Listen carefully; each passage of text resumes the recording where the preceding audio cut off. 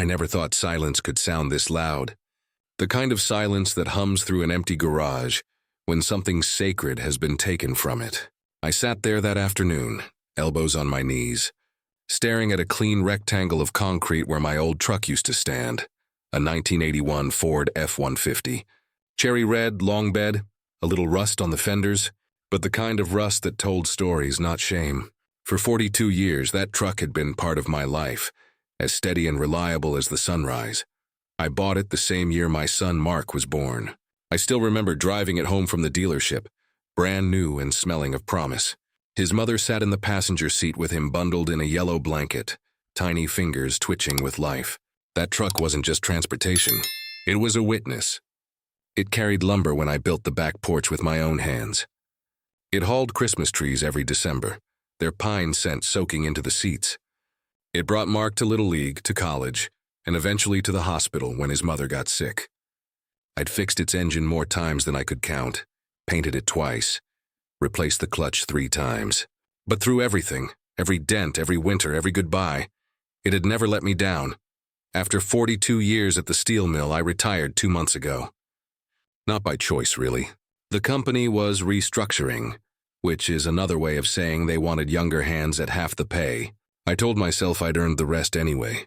My knees hurt, my back cracked when I stood, and the alarm clock had been my enemy since 1978. So I signed the papers and handed in my badge. I thought retirement would feel like freedom, but it felt like stillness. Mornings stretched too long. The phone barely rang. Mark had promised to help manage the transition. The pension forms, the medical paperwork, all the little government letters that never stop coming once you stop working. I trusted him. Why wouldn't I? He's my only boy. Smart kid. Works in finance, good at numbers, though not so good at understanding people.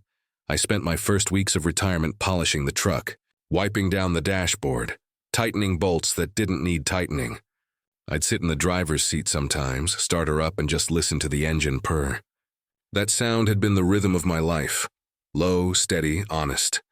When you've spent decades in the noise of a steel mill, the hum of a well-kept engine feels like peace. Then came that Friday. It was a bright day. One of those rare early spring afternoons when the air smells like fresh-cut grass and the sun feels kind. I'd been visiting an old co-worker, Frank, who'd hurt his back. I stayed longer than planned, talking about the old days, about how the new kids didn't know the difference between iron dust and ash. I came home whistling, carrying 2 loaves of fresh bread his wife had baked for me. When I turned into the driveway, the whistle died on my lips. The garage door was open. The space inside, empty. At first, I thought maybe Mark had taken the truck for servicing. He'd done that before, back when he cared about keeping things running. I called his phone, no answer. I checked the street thinking maybe he'd parked it out front. Nothing. My heart began to beat hard, too hard for a man my age. I looked at the oil stain on the concrete, the one shaped like a crooked heart, and something inside me knew. When he finally came by that evening, I was still sitting in the garage staring at the empty space. "Hey, Dad," he said, walking in like nothing was wrong. Tie loosened, phone in hand. "You look like you've seen a ghost. Where's the truck, Mark?" My voice came out calm, too calm. He blinked at me like he'd forgotten what I was talking about. "Oh, that? Yeah, I meant to tell you. I sold it." The words hung in the air. "Unbelievable. You what?" He shrugged. "Sold it. Got a decent price, too. $4,000. I figured it was just sitting there collecting dust. You don't really drive anymore, right?" I stared at him, trying to read his face, trying to find even a flicker of guilt. There was none. Just casual pride, like he'd done me a favor. "It wasn't yours to sell." He laughed a little. "Dad, come on. It's a truck. It's not like I sold Mom's wedding ring. You've got your pension now, you'll be fine. Besides, I used the money to pay off a couple of things. Just temporary, I'll square it later." The words didn't even reach me. My mind was full of sounds. The click of the garage door closing. The first time that truck coughed to life after I'd rebuilt its carburetor. The sound of my wife laughing when I stalled it on our first date night after years. I could still feel the steering wheel under my palms. Cracked leather. Molded to fit my hands perfectly. But now it was gone. I wanted to shout, to demand why. to ask how he could strip away 40 years of my memories with a single transaction. But all I said was, "I see." He frowned, sensing my tone. "Dad, don't be dramatic. It's just metal. Just metal." He left soon after, saying he had a dinner meeting. His cologne lingered in the air, sharp, expensive, and cold.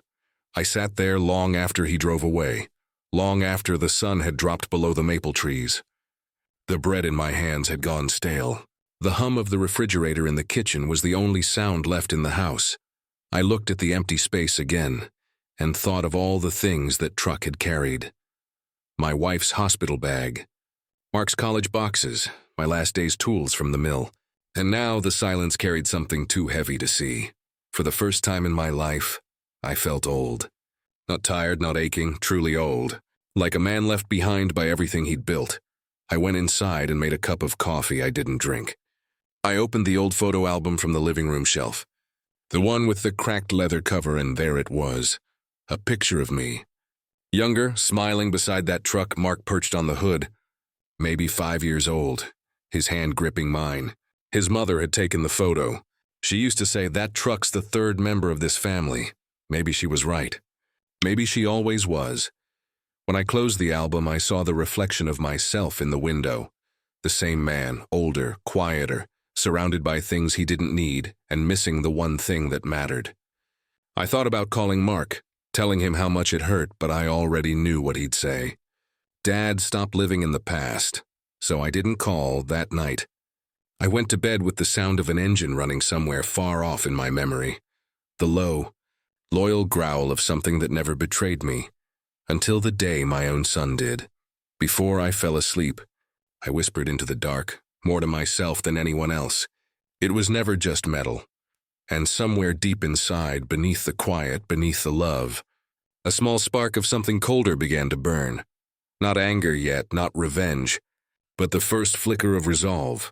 Because a man can lose a truck, but he doesn't have to lose his pride. The next few days passed slower than rust. Every morning I'd open the kitchen blinds and stare at the empty driveway, half expecting to see that red hood glinting under the sun, like maybe the whole thing had just been a bad dream. But the space stayed empty, and the silence outside grew heavier with each sunrise. I told myself not to dwell on it. Mark was young, ambitious, busy. Maybe he didn't think before selling it. Maybe he thought he was helping. But every time I tried to believe that, his voice came back to me. "You don't drive anymore." Dad, it was just sitting there. Just sitting there. I'd spent 40 years sitting behind that wheel through blizzards, layoffs, funerals, and paydays. It wasn't just sitting there. It was waiting, and now it was gone. On Monday morning, I called Mark's office, hoping to catch him before he left for a meeting. His secretary answered. Polite voice, a little too practiced. "Oh, he's in a call, Mr. Morrison. Can I take a message?" I almost said no, but something in me needed to hear it from him, man to man. Tell him his father would like to know who he sold his truck to. He called that evening, casual as ever. "Dad, seriously? You're still thinking about that?" "I just want to know who has it now," I said. "There were papers in the glove box, insurance cards, maybe some—" "It's fine," he interrupted. "I sold it to Larson's Auto over on Pine. The dealer handled all that." "Don't worry. You sold it to a lot?" "Yeah, they gave me $4,000. Pretty good deal, considering the thing was older than me." I went quiet. On the other end, he sighed. "Dad, I'm not trying to upset you. I know you're sentimental about that old truck, but come on. It was time to let it go. You should thank me. You're retired now. You don't need it." That sentence landed like a slap. I'd spent my whole life being needed by my wife, by my son, by the mill, by the town. And now somehow my son had decided I was done being useful. I didn't trust my voice. So I said, "All right, Mark, thank you for letting me know." He hung up after that, probably thinking the matter was settled. For the next week, I walked everywhere. To the grocery store, the barber, the post office. The distance wasn't much, a mile each way. But to a man used to the rumble of his own engine, walking felt like punishment. At first, I tried to make the best of it. The air was fresh. The doctor had told me to keep active, and maybe, I thought, this would remind me that slowing down wasn't all bad. But the truth is, I could feel people's eyes on me. Mrs. Larkin, from across the street. stopped me once as I passed her porch. "Harold, honey, where's your truck? You finally decide to trade her in?" I forced a smile. "Something like that." She nodded, lips pursed. "Shame, that red Ford was your signature. Don't think I've ever seen you without it." "Times change," I said, trying to sound easy. But as I walked away, I caught the sound of her voice drifting back to her husband. "I think Mark sold it. That boy's always rushing ahead of his father. It wasn't just her." At the diner, old co-workers would glance out the window when I arrived on foot, then glance back at each other. At the grocery store, the bag boy offered to carry my bags all the way home. Not because he was kind, because he pitied me. And that was worse than anger. By the end of the week, I stopped opening the blinds. Every time I saw that driveway, it felt like looking at a scar that wouldn't heal. I busied myself fixing little things around the house, oiling hinges, sanding wood, anything to quiet the noise inside my head. One night, I went through old receipts, wondering if there was any way to buy the truck back. Maybe if I could find the dealer's number. Maybe if it hadn't sold yet. But the logical part of me knew it was gone. Sold, flipped, repainted, forgotten. I found the original title among the papers. My name in fading ink, next to a photo of me and Mark from the day we brought it home. He couldn't have been more than 6, grinning from the passenger seat, holding an ice cream cone that had already melted down his wrist. His mother was behind the camera telling me to smile. I did, even though I was exhausted from the mill. That photo stayed in the glove box for years. I wondered if it was still there. That night, I sat at the kitchen table long after midnight, staring at that picture, listening to the refrigerator hum like a tired engine. When I finally went to bed, I dreamed of the truck pulling into the driveway, headlights cutting through fog, engine alive again. Only this time I wasn't behind the wheel. Someone else was. Saturday came with rain. I pulled on my old coat and headed down to the corner store. Halfway there, I saw something that made me stop in the middle of the street. A red truck turned the corner, tires hissing on wet pavement. For a second, I thought my heart was playing tricks on me, but then I saw it clearly. The curve of the fender, the chrome trim, the little scratch under the driver's mirror that only I would notice. It was my truck, painted a brighter red than before, polished clean like it belonged to someone who didn't understand what kind of life it had lived. I froze as it passed. A man I didn't recognize was driving. Younger, maybe in his 30s, ball cap on backwards, music thumping faintly through the open window. He didn't even glance my way. The license plate had changed, but I memorized it in one look. Years in the mill teach you to notice numbers, serials, measurements, times. The plate read JX7204. I whispered it under my breath as the truck disappeared down the next street. For a moment I stood there in the rain, not moving. The wind carried the smell of gasoline and wet earth, and it hit me harder than any punch could have. It was like watching someone else wear your wedding ring. I walked home slower that day. When I reached the house, I didn't go inside right away. I stood at the edge of the driveway, letting the rain soak my shoulders, staring at the oil stain that used to mark where the truck rested. The water spread it wider, turning it into a dark, shapeless blur. Inside, the house felt smaller, the walls closer. I made myself a pot of coffee and sat down thinking. Not angry anymore, just quiet. The truth was, Mark hadn't just sold a truck. He'd sold everything it stood for. The years I'd spent earning every part that kept it running. The pride that came from fixing instead of replacing. The idea that some things don't lose their worth just because they've grown old.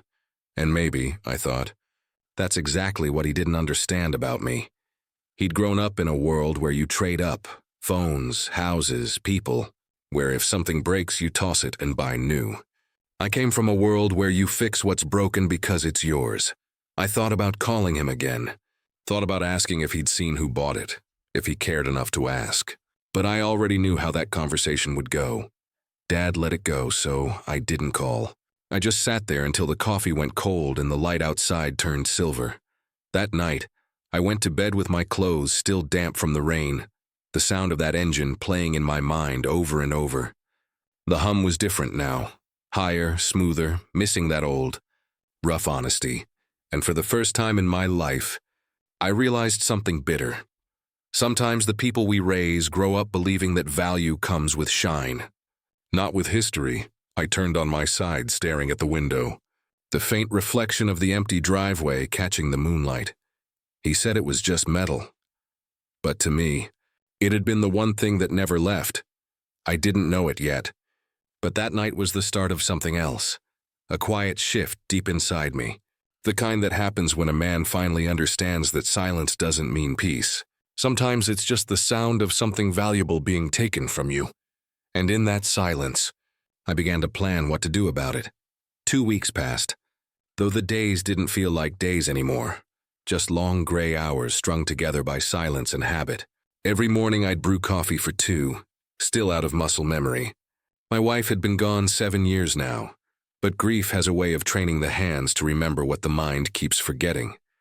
Mark hadn't called since that night. I didn't expect him to.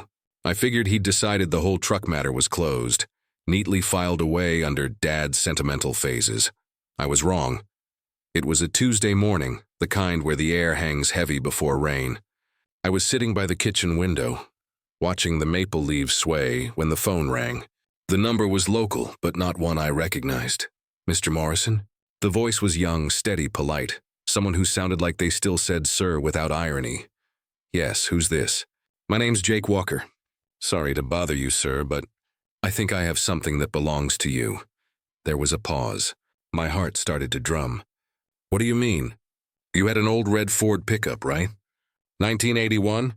I sat up straighter, the chair creaking beneath me. I did. Why? I bought it 2 weeks ago from Larson's Auto on Pine. Been fixing her up a bit, thought I'd check under the seats before laying new mats. Found a pair of old work gloves, real worn, initials stitched in gold thread. HM. That you? I swallowed hard. That's me, he hesitated. There's more. When I pulled the glove box to rewire the dash light, I found an envelope tucked behind it. Figured it was registration papers or something, but... well, it wasn't. My pulse kicked. What was it? Bank documents. Some kind of retirement bond paperwork. A few old letters, too. Looked personal. I didn't open them all, sir. Just enough to realize they weren't mine. They had your name all over them. Figured your son didn't know what he sold. For a second, I couldn't breathe. Those papers, those letters were pieces of my past. I'd spent weeks tearing the house apart after my wife died looking for them. They were the last written words she ever left me, tucked in with the old saving certificates. I'd given up hope of ever finding them. Where are you calling from? I asked quietly. I've got a small farm out by Riverbend about 10 miles north. If you've got time, I'd rather hand them to you myself. Truck's parked here in the barn if you'd like to see her again. The line went quiet between us, save for the faint static hum. I'll be there within the hour. I said I didn't have a car anymore, but old man Riley next door did. He'd been offering to lend it since the day I started walking everywhere. Took you long enough to ask, he said with a grin when I knocked on his door. Still trusting that boy of yours to drive you around? I didn't answer. He handed me the keys, the kind of gesture that didn't need words. The drive out to Riverbend felt like traveling through a memory. The sky was low and gray, the kind that presses down on the horizon, but the fields were wide and gold with new growth. I hadn't driven in weeks, and my hands trembled slightly on the wheel. Every bump in the road made me think of the old suspension in my truck, the way it used to rattle just enough to make my wife laugh. When I turned down the dirt road toward Jake's property, the smell of wet soil hit me. There, beside a weathered barn, stood my truck. Even under a coat of fresh paint, I knew her instantly. The shape, the stance, the small dent on the rear bumper where Mark had once backed into a mailbox when he was 16. It was all still there. Jake came out of the barn wiping his hands on a rag. He was in his 30s, tall, with the kind of tan that only comes from honest work. Mr. Morrison? He said, extending a hand. Good to meet you. I shook it, my grip firmer than I expected. That's her, isn't it? He followed my gaze. She runs smooth as butter. Whoever took care of her knew what they were doing. I walked up to the truck slowly, like approaching a sleeping animal you don't want to startle. The paint gleamed brighter than I remembered, but when I ran my fingers along the driver's door, I could still feel the faint groove where my wedding ring had scratched the metal years ago. Mind if I sit? I asked. Be my guest. I opened the door. The hinges creaked the same way they always had. The smell of oil and old leather hit me. and for the first time in weeks, something inside me unclenched. On the passenger seat lay a small manila envelope. My name, Harold Morrison, was written across the front in my wife's handwriting, soft cursive fading at the edges. I didn't open it right away. My hands weren't steady enough. "She's yours, isn't she?" Jake said quietly. She was. He nodded, understanding more than I said. "Well, she's been good to me. Starts every time." But I could tell she wasn't done being a family truck yet. I smiled faintly. "How much did you pay for her?" $4,000. Dealer wanted 45, but I talked him down. That's about what my son got. Jake's brows furrowed. "Your son sold it," I nodded. Without asking. He looked down, silent for a moment, then said softly, "Sir, I don't think he knew what he was giving up." We sat on his porch after that, 2 mugs of coffee steaming between us. The rain had started, gentle at first, pattering on the tin roof. Jake told me about the farm, how he'd inherited it from his father, how things had been rough since the pandemic, but he was making do. He said he'd bought the truck because it reminded him of his dad's old Chevy, the one that broke down the day they buried him. "Some things you just want to keep running," he said. I nodded. "Some things are worth more than they look." He looked at me for a long moment, then said, "If you want her back, Mr. Morrison, she's yours." "For what I paid," I blinked. "You'd sell it back?" "Sure would. I like her, but I didn't buy her for the money. I bought her because I saw something honest in her. And now that I know the story, I figure she belongs home." For a second, I couldn't speak. No one had offered me something like that in a long, long time. Not pity, not handouts, just decency. "I appreciate it," I managed, "but I don't have 4,000 right now." He frowned. "I thought you just retired." I did. "But my son's been handling the accounts. Said he'd move some funds around for investments. I don't have access at the moment." The words tasted bitter in my mouth. Jake studied me, then said, "I'll hold her for you, however long it takes. You just tell me when you're ready." I nodded slowly. "That's kind of you," he smiled. "My dad used to say you can tell a man's character by the way he treats his tools. You kept that truck alive for 40 years. That tells me all I need to know." We sat in silence after that, listening to the rain. Before I left, he handed me the envelope. "These belong with you." I turned it over in my hands. Inside, I could feel the stiff edges of documents, the soft folds of letters. When I slipped one corner open, I caught a glimpse of my wife's handwriting again, her looping H, the way she always crossed her T a little too high. I swallowed the lump in my throat and closed it.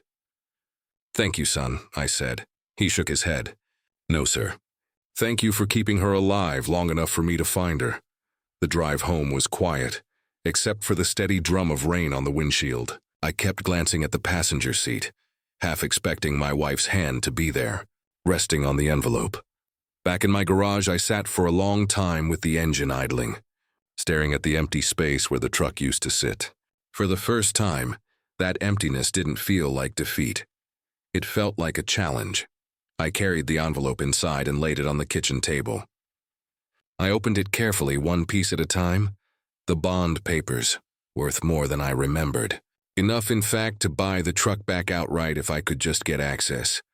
The letters, 5 of them, written in my wife's neat hand, one for every major moment she thought I might need her voice again. The last one was labeled, "When you retire." I didn't read it yet. I couldn't. But I placed it neatly on the table beside the others, like a promise waiting to be kept. That night, I called the bank.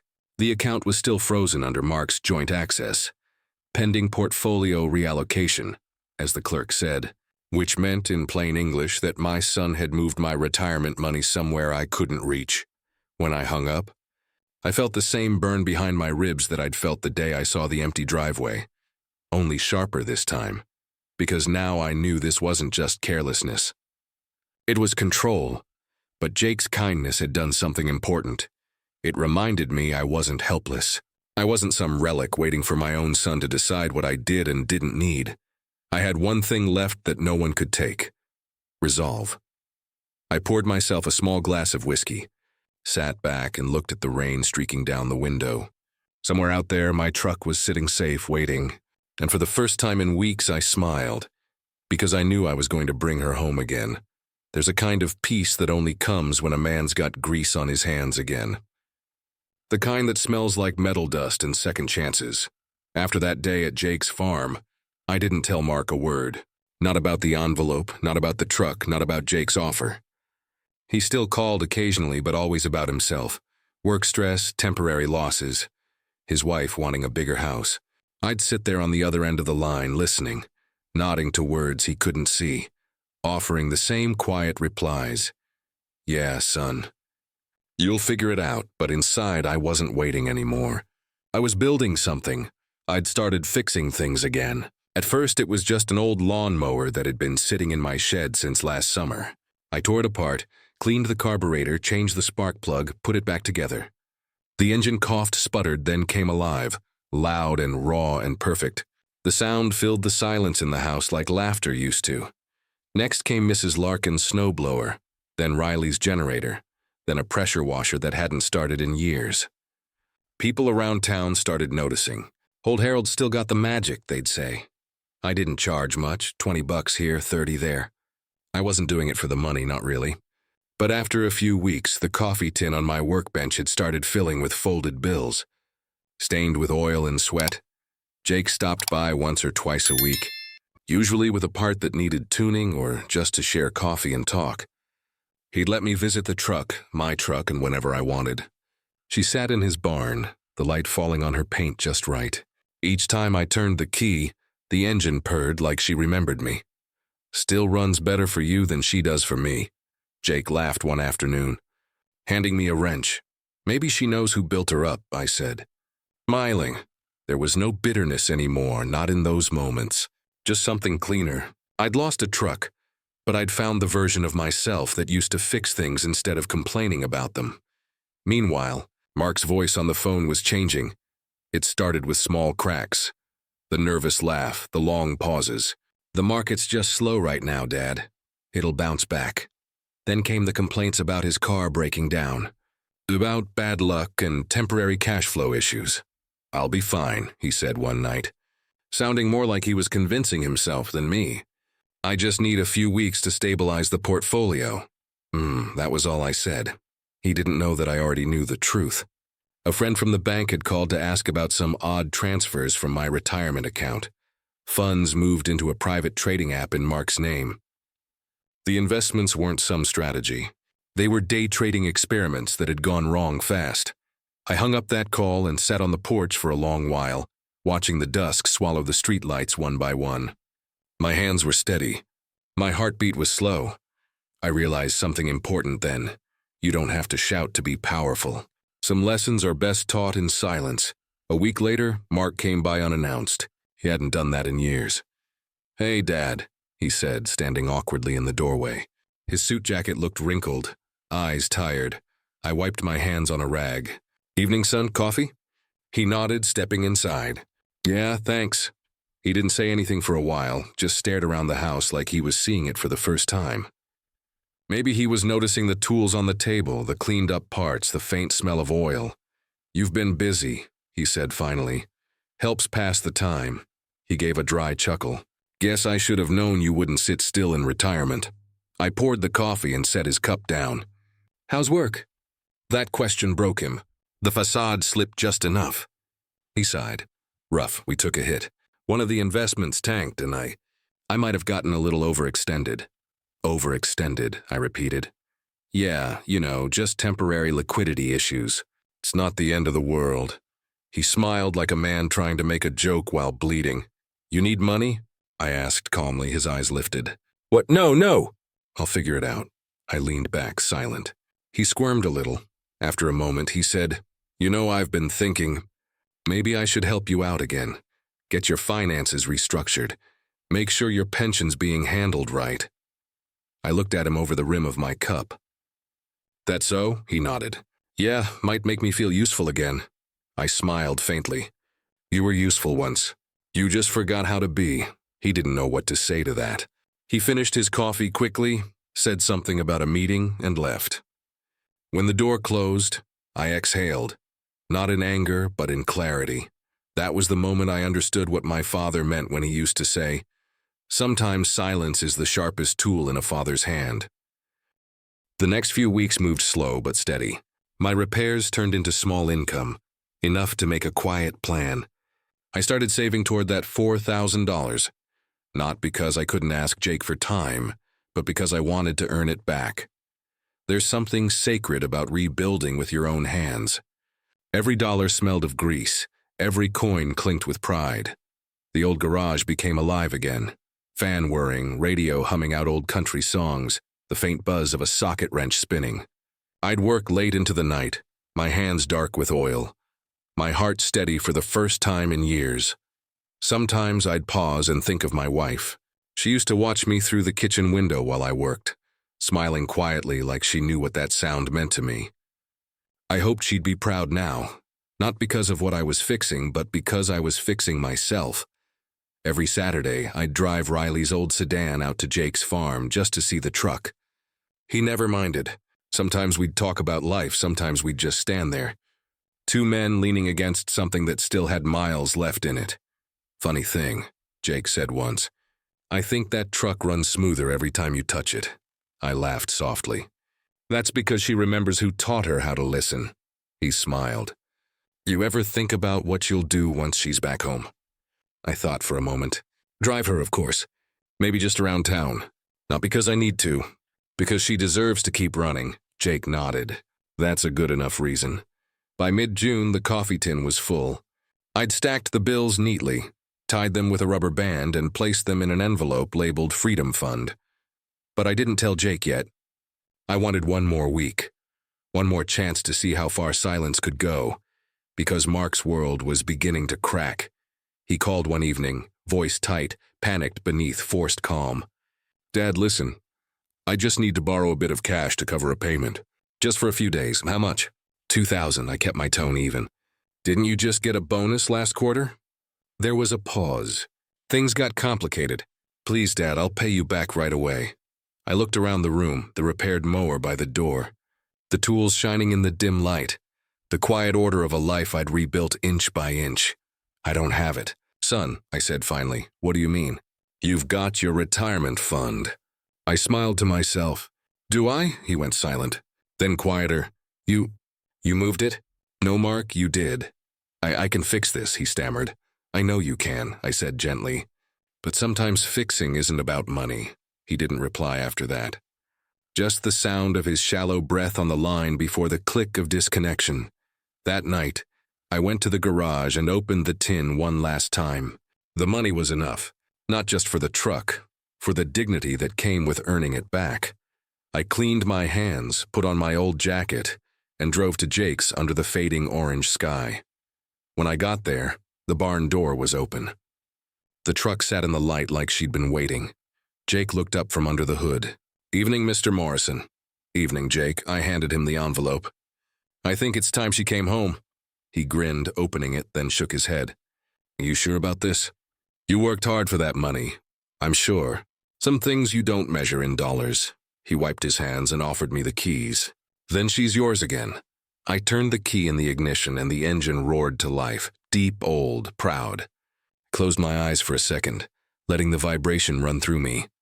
Welcome home, I whispered. On the way back, I passed through town. The lights reflected off the hood just like they used to. People looked up as I drove by. Mrs. Larkin waved from her porch. Riley gave a thumbs up from his lawn chair. For once, I didn't feel like the old man everyone pitied. I felt like Harold Morrison again. When I pulled into the driveway, I parked the truck in the exact same spot it had sat for 40 years. The oil stain still fit perfectly under the tires, like nothing had ever changed. I sat there for a while, engine idling, the garage light flickering overhead, and I smiled, because sometimes the best lessons aren't spoken. They're lived, quietly, patiently, one repair at a time. The night it happened, the sky had split open like something out of the Old Testament.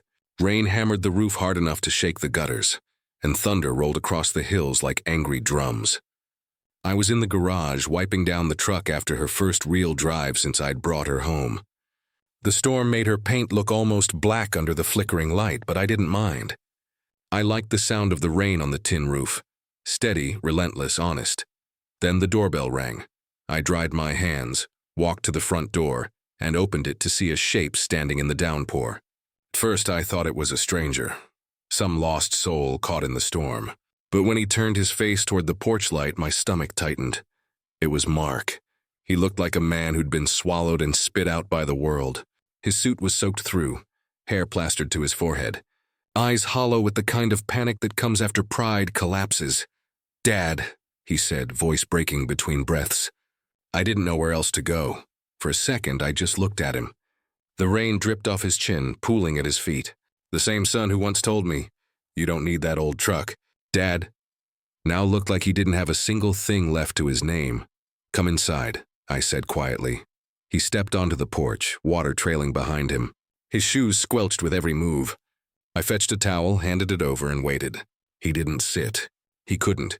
His body was too restless, guilt and exhaustion fighting for space inside him. Finally, he said it. "Dad, my car." "It got repossessed this morning." I said nothing. They're saying the company might lay me off. The firm's going under and they're blaming me for bad trades. And his voice cracked. Jessica left. Said she can't live like this anymore. He stood there, trembling in the doorway, and for the first time in years, he didn't look like a man in control. He looked like a boy again. The same boy who once cried when he dented the mailbox with the truck he later sold. I just need a ride, Dad," he said finally. "Please, just this once. Can you drive me to the office? I've got to talk to them before it's too late." He looked at me with eyes that had lost every trace of arrogance. There was nothing left but need. Simple, raw need. I could have said no. I could have told him to call a cab, to walk like I did, to feel what I'd felt when he left me standing alone without the thing that had carried my life. But revenge wasn't what I wanted. Not anymore. "Wait on the porch," I said quietly. "I'll get the keys." He nodded, shoulders sagging, relief flooding his face. I turned toward the garage, the storm roaring louder as I opened the door. Rain splashed against the concrete, glimmering in the weak light. I pressed the ignition, and the familiar growl of my truck filled the night. The headlights cut through the rain like two golden blades. When I pulled into the driveway, Mark froze. His face twisted, disbelief first, then recognition. "Dad, how did you—" I rolled down the window. Rain streaked across my sleeve, cool and sharp. "I didn't," I said simply. "She came home to someone who still respected her." He stared, speechless. Then slowly he walked toward the truck like it was a ghost. He ran his fingers across the hood, tracing the old dent under the mirror. "It's really her," he whispered. "You fixed her up." "No," I said, unlocking the door. "She fixed me." He climbed in quietly, soaking wet, eyes darting around the cabin as if the truck might start talking back. I started the engine again and the sound filled the space between us. Neither of us spoke as I backed out of the driveway. The rain poured harder, drumming against the windshield, washing the world clean of noise except for that engine's low hum. Every street we passed was a memory. The grocery store where we'd bought his mother flowers, the diner where we'd stopped for pie after Little League games, the corner where he'd first learned to drive. I could see the reflection of the dashboard light in his eyes, the same blue glow I used to see when he was small, sitting beside me asking endless questions about how the gears worked. "Dad," he said finally, voice small, "I'm sorry." The words hung in the cab like smoke. "For what?" I asked, even though I knew. "For everything. For selling her. For treating you like you didn't matter. I thought I was helping. I thought I knew better." He ran a hand through his hair, shaking his head. "But I was stupid. I was proud. I just wanted to make you proud, too. I thought success meant moving past what came before." The truck hit a puddle, and water splashed against the side windows. I didn't answer right away. "You can't move past what built you, son," I said finally. "You can only move with it." He looked at me, eyes wet but not from the rain. "You kept her. After everything, I earned her back," I said softly. "Every bolt, every dollar, every late night in that garage. She's not just metal, Mark. She's everything your mother and I worked for. Everything I built when the world told me I had to keep going." He swallowed hard. "I didn't understand. I didn't see it. That's the thing about respect," I said. "You don't see it until it's gone." We drove the rest of the way in silence. The city lights shimmered through the rain like ghosts of better times. I stopped outside his office, a tall glass building that looked emptier than usual. He didn't move right away, just sat there staring at the windshield, the rain making rivers down the glass. "You know," he said quietly, "when Mom died, you never cried. I thought that meant you didn't care." I kept my eyes on the rain. I cared more than you'll ever know. But sometimes a man's tears aren't supposed to fall. They're supposed to turn into something he can build with. He nodded slowly, the truth settling into him like warmth after cold. "I think I get that now," he whispered. I reached over, turned off the engine. The rain softened outside, the storm breaking apart into mist. "You'll be all right," I said. "But you've got to fix what you broke. Not just the money, Mark, the trust. The way you see people." He looked at me, guilt written plain on his face. "I don't know how. You start by showing up," I said. "That's all a man's ever had to do." He hesitated, then opened the door. Rain kissed his shoulders again. He turned back once. "Thank you, Dad," I nodded. "Drive safe," he half smiled. Funny thing to say when I'm not the one driving. I smiled back, small, tired, but real. He closed the door, jogged up the steps, and disappeared through the glass doors. For a long moment, I watched the reflection of the truck lights in that polished building. They looked almost like eyes watching me back. When I finally turned for home, the storm had passed. The streets glistened under the streetlights, slick and quiet. I drove slow, every turn measured, the engine's hum steady as a heartbeat. By the time I reached my house, the first light of dawn had begun to stretch across the horizon. I parked the truck, stepped out, and let the cool air hit my face. The world smelled clean again, like something had been washed away. I stood there for a long time, looking at her. The truck, the old red Ford that had carried me through everything life threw at me. Loss, love, betrayal, and now forgiveness. I ran my hand along the hood one last time and said, almost to myself, "You did good tonight, girl." The porch light flickered, casting a long shadow behind me. Inside, the house was warm again. Still quiet, but not the same kind of quiet as before. This one had peace in it. Sometimes victory doesn't sound like applause. Sometimes it's just the sound of rain easing off a roof, and a man realizing he's still got enough strength to drive one more mile. The next morning, the sky was washed clean. A pale gold light spilled across the quiet streets, still wet from the storm. The air smelled of earth and redemption. I sat in the truck outside my house, the engine idling low, coffee thermos on the dashboard, thinking about what had just happened. Mark had called before sunrise. His voice was small again, like the wind had taken the last of his confidence. "Dad," he said, "and they fired me. Can you come get me?" I didn't ask questions. I didn't ask where his friends were, or why the man who used to boast about success was now calling me from the side of a road. I just said, "Text me the address." The drive took 20 minutes. He was sitting on a curb outside the office building, tie gone, briefcase beside him like a useless relic. The rain had flattened his hair, and his shoes were still muddy from the night before. When he saw the truck pull up, he froze for a moment, not in shame, but in something quieter. Recognition, maybe. I rolled down the window. "You coming?" He nodded slowly and climbed in. For a while, neither of us spoke. The city hummed outside, engines, horns, people rushing to places they thought mattered. But inside that truck, time didn't move the same way. After a few miles, I said, "Where to?" He looked out the window. "Home, I guess. If you can call it that." His voice cracked on the word home. We drove in silence again. Past the gas station where I used to fill her tank every Friday. Past the diner where his mother would order the same slice of apple pie after church. He kept glancing at the dashboard. At the cracked leather, the old AM radio, the glove box that had once hidden the letters that brought me back to life. He finally said, "You kept everything the same." "Didn't see a reason to change what already worked," I said. He nodded, fingers tracing the rim of his coffee cup. "Dad, can I ask you something?" "Go ahead. When Mom passed, why didn't you sell this truck?" "I mean, you could have started over. Bought something new, something easier." I looked at the road ahead. Because this was the last thing I owned that wasn't signed off, managed, or borrowed. Everything else in my life, the house, the pension, even my time, belonged to someone else's system. But this truck, it was mine. Not because it was expensive, because I earned every bolt in it. Every scratch had a story. It's the only thing I ever owned that couldn't be taken unless I let it." He sat there quietly, letting the words settle. "I thought it was just a machine," he said finally. "But you talk about it like it's alive." I smiled faintly. "She is, in a way. She carried us through everything. Your mother's chemo runs, your graduations, every bad winter. I rebuilt her with my own hands. When you spend that much time with something, it starts holding your memories. It becomes proof that you didn't live your life in vain." Mark's eyes glistened. He stared straight ahead. "I didn't sell her because I didn't care," he said softly. "I sold her because I was ashamed." I turned to him, surprised.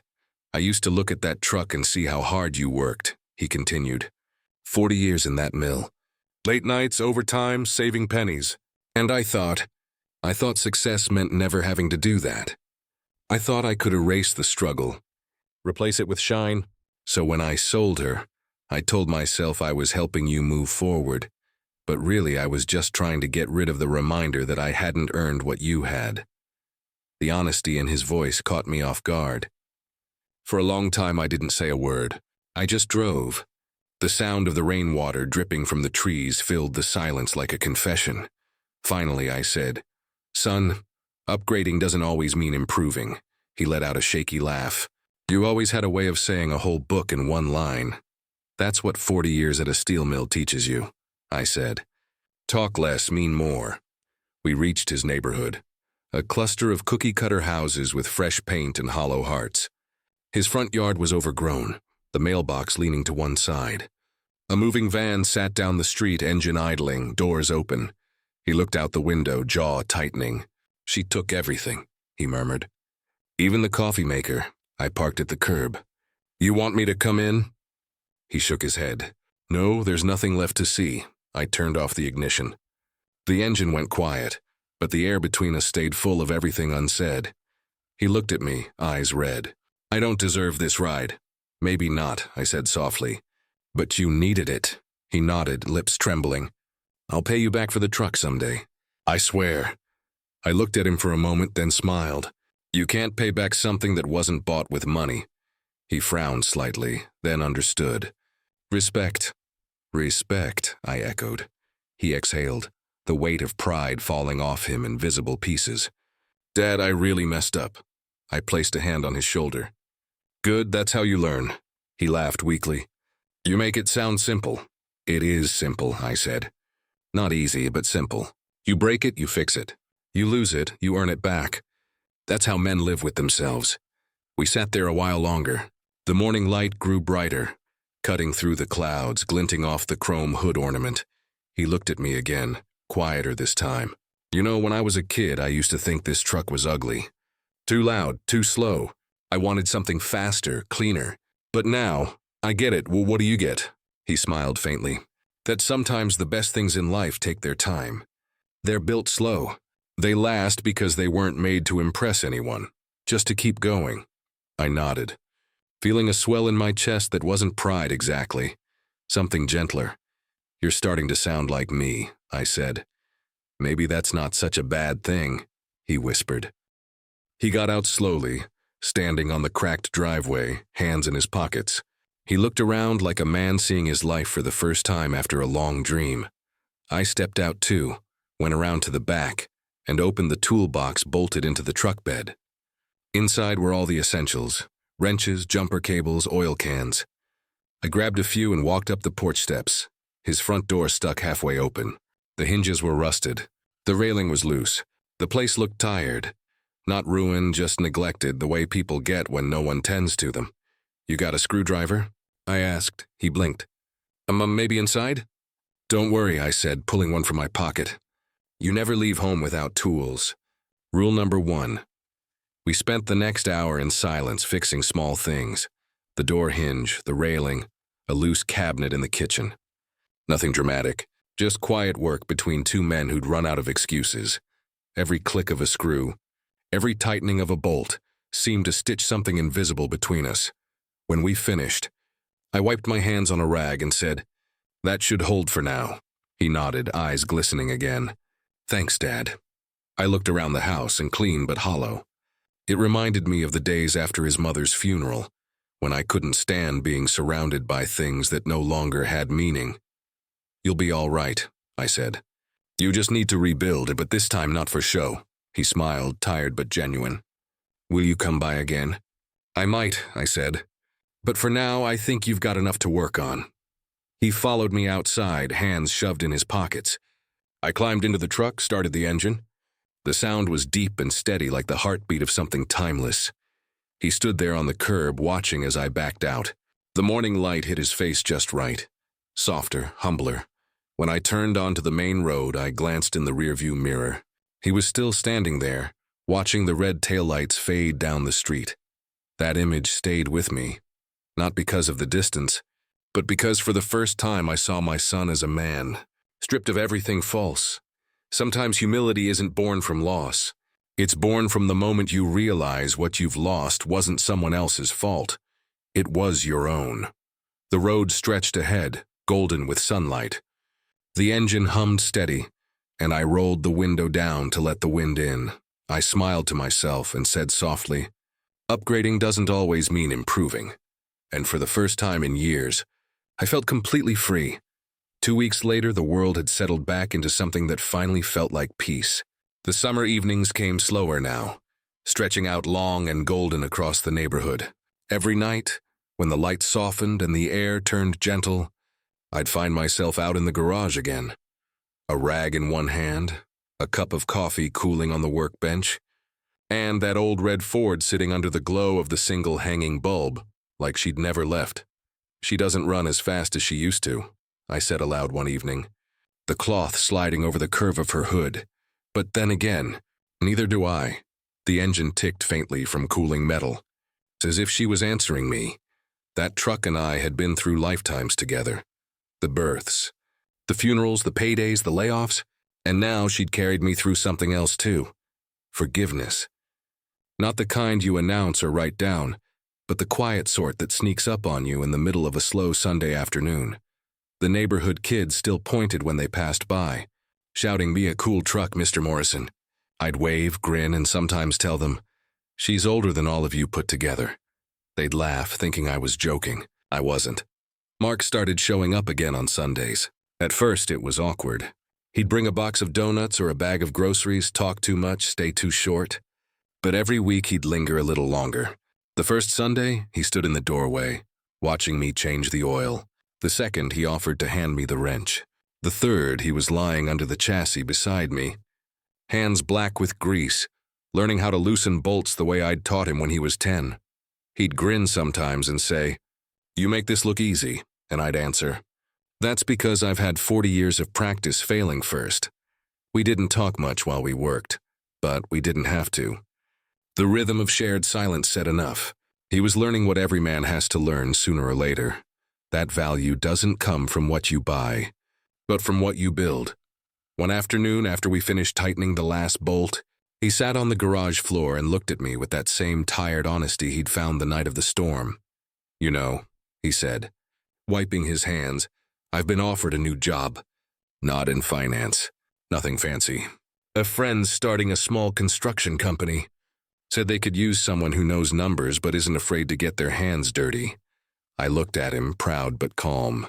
"You thinking of taking it?" He nodded slowly. "Yeah, for the first time it feels right." "Feels real." "Then do it," I said. "Just don't forget to bring your own wrench." He laughed. Not the polished professional laugh I used to hear, but something raw and honest. The sound filled the garage better than any radio ever could. That night after he left, I sat on the porch with the truck parked out front. The sunset painted her hood gold, the same way it had the day I bought her. For a moment, I could almost see my wife's reflection in the passenger window, her head resting against the glass, humming along to the radio. Time changes everything. People, cities, even faith. But somehow the things built with heart have a way of surviving it. I took another sip of coffee and thought about how close I'd come to losing this, not just the truck, but what she stood for. She was never about horsepower or metal. She was a promise that a man's worth isn't written in his paycheck, but in the things that outlast him. Now she was back home, and my son was too, in his own way. Maybe that was what redemption looked like. Not grand gestures or apologies, but small, steady steps toward becoming someone better than yesterday. Every week I'd notice the changes in him. He'd talk about budgets differently now. Not like investments or risks, but like stewardship. He'd talk about time the same way too. You can't get it back, he said once, so you better spend it right. I didn't tell him how proud I was. I didn't need to. The look in his eyes when he handed me the socket wrench said enough. That next Sunday he showed up early with a 6-pack of root beer and said, "Let's drive somewhere." "Where to?" I asked. He shrugged. "Doesn't matter. Just want to ride," so we did. The sun was high, the road long, and the truck's hum was steady like an old song neither of us had forgotten. We didn't talk much, just drove past fields, diners, and winding 2-lane roads where memories lived quietly on the edges. At a stop sign near the river, he looked out the window and said softly, "I finally get it, Dad." "Get what?" "All of it. Why you kept her. Why you worked so hard. Why you never upgraded. It wasn't about money, was it?"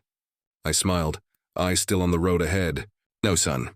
It was about meaning." He nodded, staring out the windshield. And for once, he didn't rush to fill the silence. When I dropped him off later, he said, "Same time next week?" "Wouldn't miss it," I told him. And I meant it. That evening, I pulled the truck back into the garage. The sun was setting slow and heavy, brushing everything with that copper light that makes even the ugliest things look holy. I grabbed the rag again, wiped the hood one last time, and whispered, "We did good, girl. Real good." The radio on the shelf crackled faintly. The same old station I'd listened to for decades. Somewhere between the static and the country tune, I heard my own heartbeat. Slow, steady, content. I leaned against the doorframe, looking at her. The reflection of the sky danced across her surface, orange and blue. "She doesn't run as fast as she used to," I said again, softer this time. "Neither do I. But we've both still got miles left." I thought about all the things we'd survived, loss, pride, betrayal, and how, somehow, we'd both come out stronger not by fighting, but by enduring. That's what quiet men do. They endure until the lesson reveals itself. Mark still had his road to walk, but I knew he'd make it. He was learning again, the kind of lessons no school or career could teach. How to build, how to listen, how to stay when it's easier to run. As the last sliver of sunlight slipped behind the horizon, I closed the garage door halfway and took one last look at her. Sometimes the best way to teach your children value is to let them lose what they never earned. I switched off the light, the glow fading slowly until all that was left was the faint red gleam of the truck's tailgate, reflecting the sunset outside. Then, in that warm silence, I spoke the only words that felt right. If this story touched you, comment the word respect and subscribe for more stories about lessons we all need to learn. And with that, I turned off the lights, the night wrapping around us both like peace earned, not given.